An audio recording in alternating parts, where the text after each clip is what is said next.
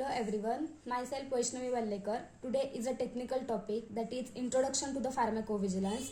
Pharmacovigilance is defined as it is a science and activities relating to the detections, assessment, understanding and the prevention of an adverse drug reactions. The pharmacovigilance is derived from Latin and Greek word. Pharmakon means the medicines and the vigilance is derived from the Latin word means to keep the watch.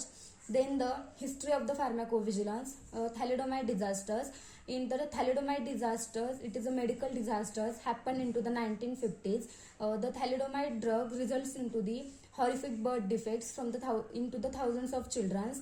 The thalidomide drug is given into the pregnant women for the morning sickness, but it results into the birth defects. Then nowadays a thalidomide drug is used to treat the leprosy and the cancers. Then the objectives of the pharmacovigilance: to promote the public health, to improve the patient safety, to improve the drug safety, to increase the effectiveness of the drugs, then to identify the risk signals, to identify the risk benefit evaluations, then to minimize the use of the animals without compromising the safety, efficacy and the quality of the drugs, then to improve the rational use of the drugs, then to create the awareness into the public about the safe use of the drug, then to create the nationwide system for the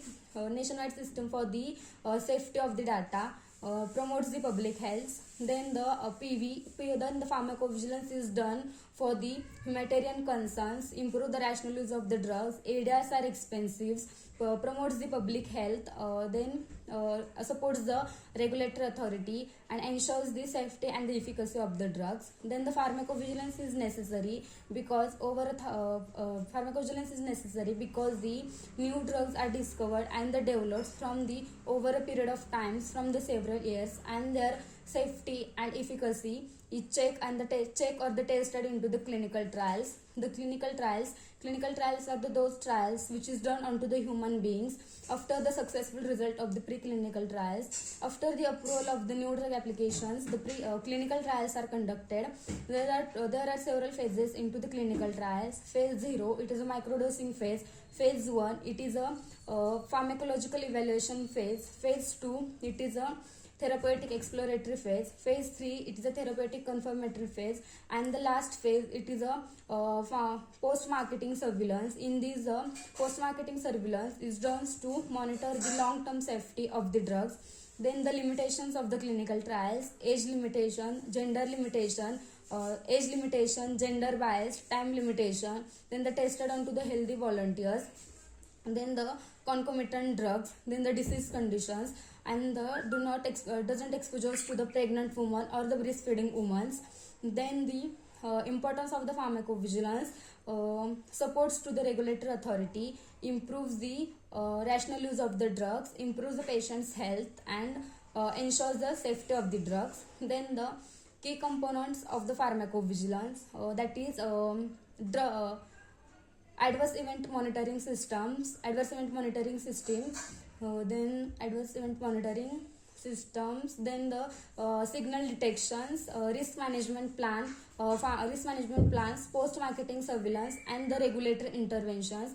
Then first one, adverse event monitoring systems. Adverse event is defined as any unintended, harmful and the untoward effects onto the patients and which does not have necessary relationship with the treatment.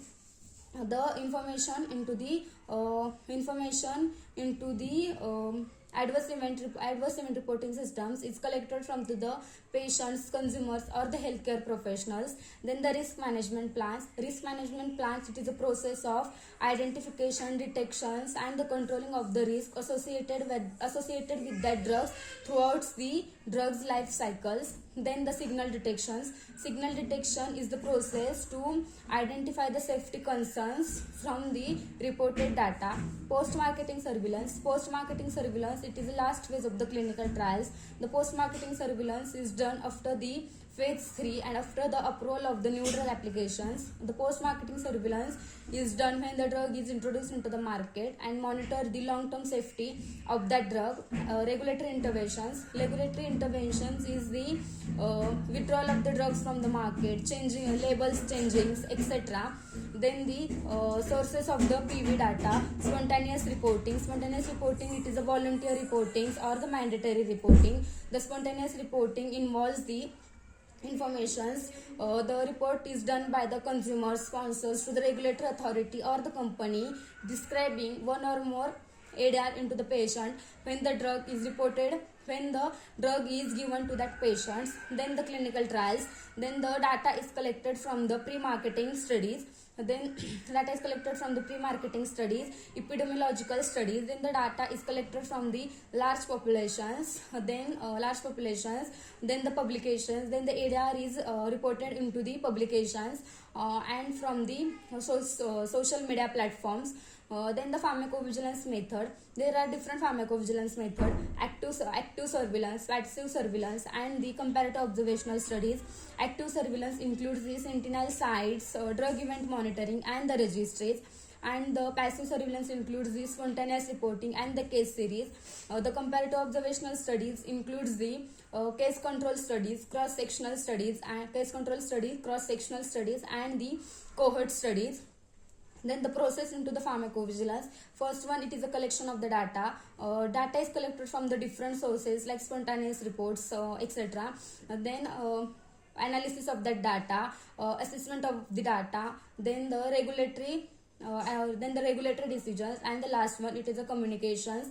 Then the types of reporting into the pharmacovigilance, that is routine reporting, spontaneous reporting, periodic reporting, or the expedited reporting. Then the Global Organization of the Pharmacovigilance, WHO, World Health Organization. The World Health Organization is coordinate with the Upasala monitoring centers. Then the regulatory authority. The different countries have their different regulatory authorities. The regulatory authority of India is a Central Drug Standard Control Organizations. For the US FDA, United States Food and Drug Administrations. For the UK, TGA, Therapeutic Good Administrations. For the Japan, PMDA, Pharmaceutical Medicine and Device Agency. And for the UK, MHRA, etc. And for the Canada Vigilance. Then the challenges into the pharmacovigilance, it is underreporting. Thank you.